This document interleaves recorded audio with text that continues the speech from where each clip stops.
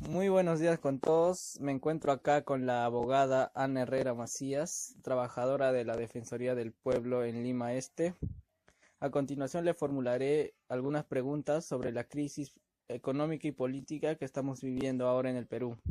Muy buenos días, abogada Ana Herrera Macías. Le quiero preguntar sobre la crisis política actual del Perú. ¿Qué opina? ¿Cuál es su opinión? ¿Trae consecuencias? ¿Las causas? Etcétera. Bueno, si hablamos de la crisis política en el Perú, tenemos que hablar de una crisis política de hace más o menos 20 años atrás, ¿no? La crisis política del Perú actual es una crisis política que se viene evidenciando sobre todo en la corrupción que existe, ¿no?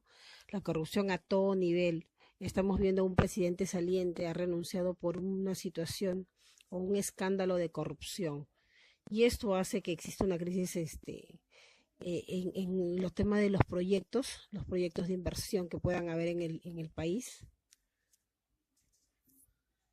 Pero como te digo, esto hace que haya de alguna manera un retroceso en los proyectos de inversión del país. Al cambiar al cambiar un presidente y cambiar todo el gabinete, por decirlo de esta manera, de alguna manera damos un paso hacia atrás, no un paso hacia adelante. ¿Por qué? Porque entra nueva gente de confianza, que de alguna manera tiene que estudiar y estar en el cargo para que puedan seguir con los proyectos que han habido. Esto es claro, esto pasó con el ministro Laflor, el ministro de la Reconstrucción con Cambios, que justamente ingresa a,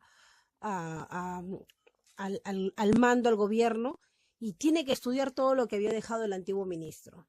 Estudió 6 meses, vio cuáles eran las prioridades, pero el huaico que se le viene, el cambio de clima que se le viene en Chosica, se le vino y él no pudo hacer nada. ¿Por qué? Porque estaba estudiando. Recién había ingresado con toda la cartera, estaba estudiando y no pudo atender los pedidos urgentes.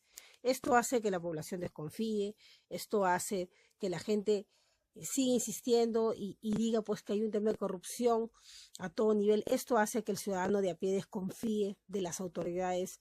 Esto hace que los ciudadanos de a pie quieran tomar la justicia por sus propias manos, hacer ellos los cambios, porque desconfían de nuestra clase política, ¿no? Eso es una de las consecuencias de la crisis política. Ahora, bueno, las causas, nosotros podemos decir que hay diferentes causas, causas que puedan originar la crisis política. Una de ellas es el tema de la corrupción, que ya lo estamos evidenciando, ¿no?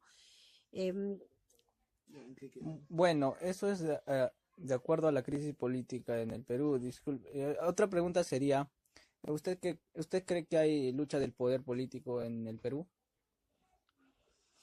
bueno, lucha de poder político en el Perú, lucha de la clase política en el Perú, yo creo que hace bastante tiempo dejó de haber lucha de poder político para vertirse en esto, en un favoritismo político, ¿no?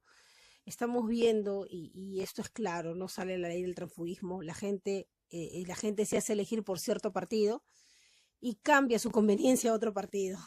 Esto se evidencia a todo nivel. Entonces no hay la lucha del poder político en sí, ¿no? No hay una ideología que te haga luchar por lo que ellos creen, ¿no? Sino hay un tema de conveniencia.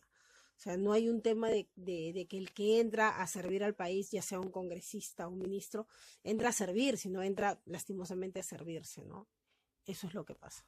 Bueno, muchas gracias. A continuación, la siguiente pregunta sería, ¿usted cree que va a afectar al aspecto económico? ¿De qué manera?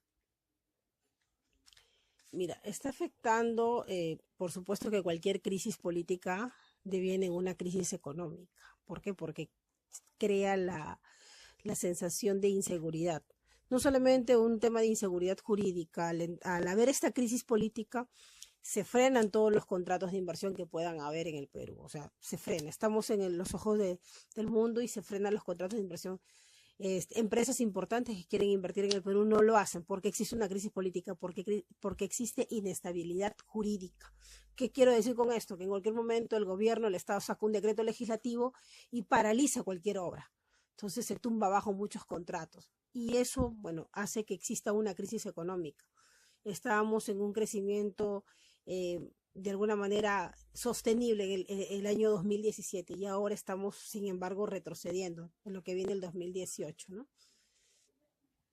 Bueno, a continuación, usted como trabajadora de la Defensoría del Pueblo, ¿tuvo alguna experiencia que nos quisiera compartir? Claro, he tenido varias experiencias, pero la experiencia más alarmante que hemos tenido han sido, bueno, una experiencia y un hecho de corrupción que nosotros como Defensoría del Pueblo lo hemos evidenciado. Fue en uno de los viajes que tuvimos a la provincia de Huarochirí, a uno de sus distritos, específicamente el distrito de San Lorenzo de Quinti. El Estado desembolsó 2 millones de soles para hacer una reserva, porque esos lugares, bueno, carecen de lo que es el agua potable. Entonces hizo una reserva, un reservorio de agua. Un reservorio de agua que supuestamente tenía el Estado. Para invertir en eso tenía que haber habido un estudio técnico, tenía que haber pasado, bueno, por los filtros del Estado.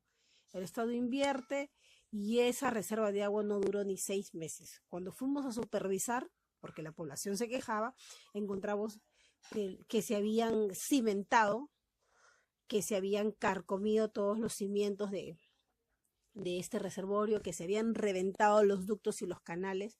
Estaba completamente inservible y era una inversión de 2 millones de soles. El alcalde de San Lorenzo de Quinti no ha habido, se le está procesando por corrupción a él y a algunos funcionarios más, pero se le está procesando. Entonces, justamente esta situación, y yo lo vuelvo a repetir, crea un sabor de impunidad. La población vuelve a desconfiar porque ve que el alcalde, que aparentemente robó mucha plata, no está procesado, no está preso. Lastimosamente el Estado, que sí tiene un órgano de control, que es la Contraloría, del Estado, que debería de revisar todos los procesos, que debería de revisar todos los actos, no lo está haciendo, no está cumpliendo su trabajo. Nada más. Bueno, muchas gracias por su opinión, abogada Ana. Nos sirvió mucho las experiencias que tuvo. Hasta una nueva oportunidad. Me despido, Diego.